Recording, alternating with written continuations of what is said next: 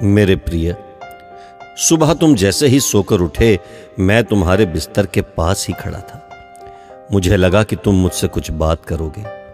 तुम कल या पिछले हफ्ते हुई किसी बात या घटना के लिए मुझे धन्यवाद कहोगे, लेकिन तुम फटाफट चाय पीकर तैयार होने चले गए और मेरी तरफ देखा भी नहीं। फिर मैंने सोचा कि तुम नहा के मुझे याद करोगे, पर तुम इस उधेड़बुन में लग गए कि आज तुम्हें कौन से कपड़े पहनने हैं।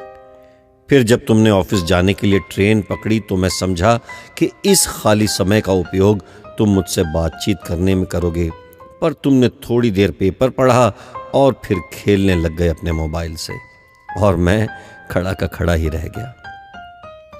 मैं तुम्हें बताना चाहता था कि दिन का कुछ हिस्सा मेरे साथ बिताकर तो देखो, तुम्हारे काम और भी अच्छी तरह से होने लगेंगे, लेकिन तुमने मुझसे बात ही नहीं की।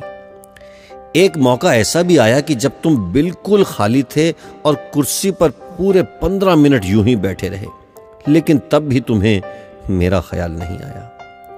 दोपहर के खाने के वक्त जब तुम इधर उधर देख रहे थे तो भी मुझे लगा कि खाना खाने से पहले तुम एक पल के लिए मेरे बारे में सोचोगे, लेकिन यह भी नहीं हुआ।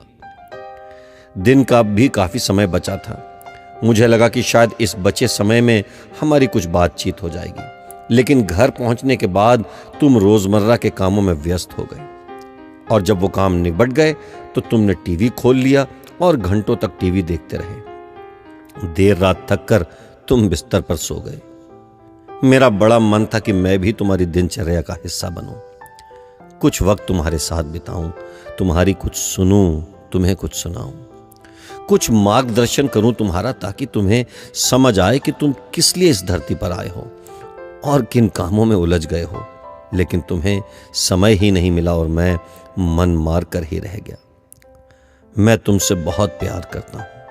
हर रोज इस बात का इंतजार करता हूं कि तुम मेरा ध्यान करोगे और अपनी छोटी छोटी खुशियों के लिए मेरा शुक्रिया करोगे। पर तुम तभी आते हो जब तुम्हें कुछ चाहिए होता है। तुम जल्दी में आते हो और अपनी मांगे मेरे आगे रखकर चले जाते हो। और मजे की बात तो यह है कि इस प्रक्रिया में तुम मेरी तरफ देखते भी नहीं। खैर, कोई बात नहीं, हो सकता है कल तुम्हें मेरी याद आ जाए। ऐसा मुझे विश्वास है और मुझे तुमसे प्यार है। आखिरकार मेरा दूसरा नाम प्यार ही तो है। तुम्हारा यीशु मसीह।